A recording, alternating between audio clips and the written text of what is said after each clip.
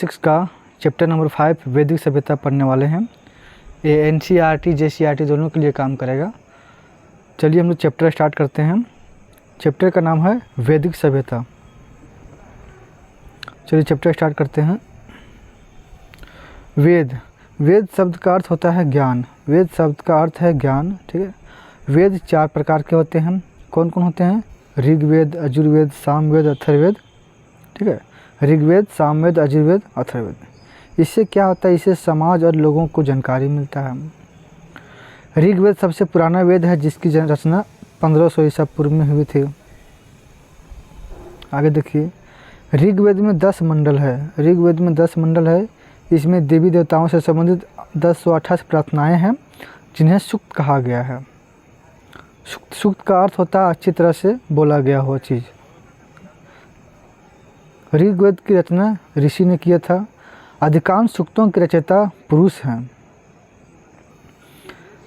ऋग्वेद की प्राचीन भाषा क्या है? संस्कृत। ऋग्वेद की प्राचीन भाषा संस्कृत है।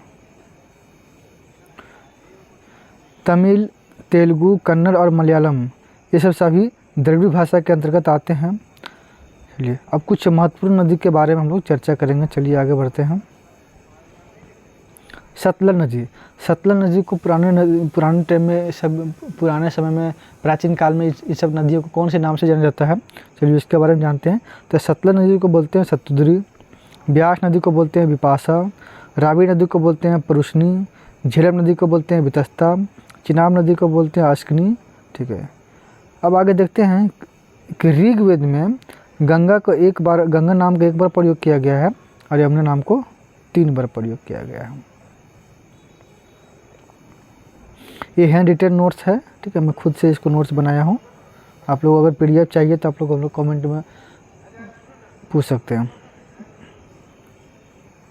चलिए आगे देखिए कि ऋग्वेद काल में सामाजिक जीवन बहुत ही सरल था, ठीक है। परिवार पितृसत्तात्मक था। यानी ऋग्वेद के काल में समझो समाज जो था सो पितृसत्तात्मक समाज था। समाज में वर्ण व्यवस्था था। समाज में वर्ण व्यवस्था था, ठीक है। यहाँ पर कर्म के आधार पर था लेकिन वर्ण व्यवस्था था। ऋग्वेद के 10वें मंडल में पुरुष सूक्त को 4 वर्ण में बांटा गया। ऋग्वेद के जो 10वें मंडल है उसमें पुरुष सूक्त को 4 वर्ण में बांटा गया। कौन कौन बांटा गया? ये ब्राह्मण, ठीक है। ब्राह्मण, क्षत्रिय, वैश्य और शूद्र। अब देखिए आगे कि ऋग्वेद में वर्ण भेद का आधार जन्म नहीं बल्कि कर्म था। तो ऋग्वेद में जो था वर्ण भेद का जो आधार क्या था? जन्म नहीं था बल्कि ये कर्म पर आधारित था। जैसे कि अगर बात करते हैं कि यज्ञादि व शिक्षा, यानी कि यज्ञ करने वाला, ठीक है, यानी यज्ञ और शिक्षा में जो कार्य करता था उसको बोलते थे ब्राह्मण, यानी वो पुरोहित होता था। और जो युद्ध में भाग लेता था उसको बोलते थे क्षत्रिय। और संपत्ति व व्यापार जो कार्य करता था, व्यापार का काम करता था, उसको हम बोलते थे वैश्य। और चारों वर्णों को जो सेवा करते थे उसको बोलते थे शूद्र। इस प्रकार से ऋग्वेद में कर्म के आधार पर सारे वर्णों को बांटा गया था। अब आगे देखिए, समाज में स्त्रियों का महत्वपूर्ण अंग था। समाज में स्त्रियों का महत्वपूर्ण स्थान था। जैसे कि घोषा, लोपा, मुद्रा आदि स्त्रियों ने ऋग्वेद में क्या किया? मंत्र की रचना किया था। उस समय सती प्रथा, बाल विवाह, पर्दा प्रथा नहीं था। ऋग्वेद के समय में ये सब सती प्रथा, बाल विवाह, पर्दा प्रथा नहीं था, ठीक है। शिक्षा गुरुकुल पद्धति पर होता था, मौखिक शिक्षा होता था, ठीक है। शिक्षा उसमें गुरुकुल पद्धति पर होता था और मौखिक शिक्षा होता था। अब क्या क्या ऋग्वेद के समय में क्या क्या मिले हैं? देखिए, जौ मिले हैं, गेहूँ मिले हैं। लोगों का मुख्य भोजन जो होता था दूध, दही, घी, इस सब लोग सेवन करते थे। मिठास के लिए मधु का भी प्रयोग करते थे। अब देखिए, आजीविका के लिए क्या करते थे? तो पशुपालन करते थे। गाय का महत्व अधिक था उसमें। पशुपालन उसमें मुख्य संपत्ति का साधन पशुपालन था। अच्छा, गाय को संपत्ति का हिस्सा माना जाता था। यही विनिमय का साधन होता था। ऋग्वेद में गाय को संपत्ति का हिस्सा मानते थे और ये विनिमय का साधन होता था। जैसे अगर कोई चीज़ किसी को लेना है, अगर गेहूँ लेना है तो उसको गाय दे दीजिए, गाय के बदले गेहूँ मिल जाता था। ये विनिमय का साधन था। गाय को अघन्या बोला गया है, यानी कि नहीं मारनी है, गाय को नहीं मार सकते हैं, इसको अघन्या बोला गया है। और दूसरा महत्वपूर्ण पशु था उसमें घोड़ा था। ऋग्वेद में उर्वरा, धान्य, लांगल, बैल तथा वनस्पति, ठीक है, ये सब सारे प्रमुख थे। अच्छा, पशुओं को चोरी करने वाले को पनी बोलते थे। जो पशु लोग को चोरी जो करता था उसको पनी बोलते थे, क्योंकि उसमें पशु संपत्ति का मुख्य साधन था। अब देखिए कुल, कुल से मिलकर के बना है कुलप, कुलप से मिलकर के बना है ग्राम, और ग्राम से मिलकर के बना है ग्रामनी, ठीक है। सबसे छोटी इकाई होता था कुल, उससे बड़ी इकाई कुलप, उससे बड़ी इकाई ग्राम, और उससे बड़ी इकाई ग्रामनी होता था, ठीक है। यानी कि क्या दिया हुआ, कुल होता था, उसके बाद ग्राम, उसके बाद 20, उसके बाद जन, उसके बाद राजन, यानी कि यहाँ से स्टार्ट होता था और यहाँ तक बढ़ते क्रम में ये होता था। राजन का चुनाव समिति करती थी, ठीक है। राजन का चुनाव कौन करते थे, समिति करती थी। सभा व विदत का कार्य सैनिक करते थे, कोई भी चीज़ का सभा करना हो या भी और भी कोई चीज़ का कार्य करना हो सैनिक करते थे, और धार्मिक कार्यों में विचार विमर्श करते थे, ठीक है। अब आगे देखिए, विदत आर्य की प्राचीन संस्था होती थी जो जनसभा आदि कार्यों में भाग लेते थे। ऋग्वेद में बलि शब्द का प्रयोग किया गया है, ठीक है।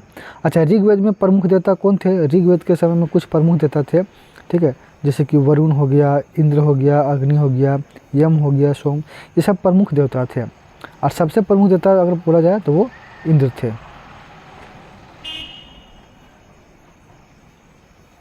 इंद्र ना, ठीक। अब देखिए थोड़ा सा आगे देखते हैं। इनाम गांव, इनाम गांव महाराष्ट्र में है, यह घोर नदी के किनारे स्थित है। इस जगह पर से 3600 से 1700 साल पहले लोग रहते थे। 3600 BC से हो सकता है, 3600 BC से 1700 साल पहले लोग यहाँ पे रहते थे, ठीक है।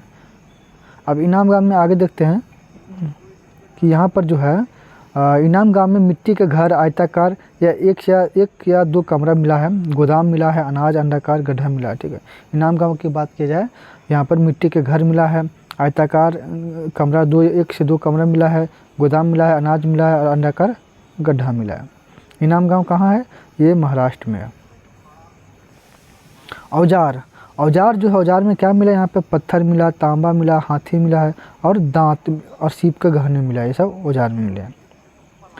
इनाम गांव, इनाम गांव में गेहूँ मिला है, चावल मिला है, जौ मिला, दाल, बाजरा, मटर इत्यादि खाने की चीज़, औजार, खाने की वस्तुएं मिली है, खाने की वस्तुओं के साक्ष्य मिली है।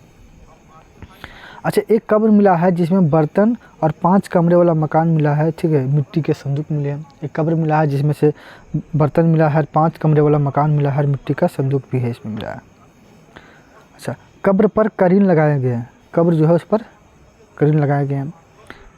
अब देखिए, आंध्र प्रदेश के ब्रह्मगिरी जगह में कब्र में 33 सोने के मनके मिले हैं।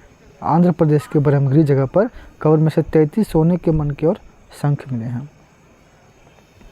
मेगालिथ, मुख्य व्यक्ति के मृत्यु के पश्चात कब्र पर पत्थर गाड़ दिया जाता था, इसे हम लोग डोलमेन कहा जाते थे। अगर कोई गांव का कोई मुख्य आदमी का मृत्यु हो जाता था, ठीक है, तो उसकी मृत्यु के बाद जहाँ उसका कब्र होता था वहाँ पर एक पत्थर गाड़ दिया जाता था। अब थोड़ा झारखंड के बारे में देखते हैं कि झारखंड में मेगालिथ नक्शे को शामिल किया गया। किसने शामिल किया, सुभाषिस दास ने।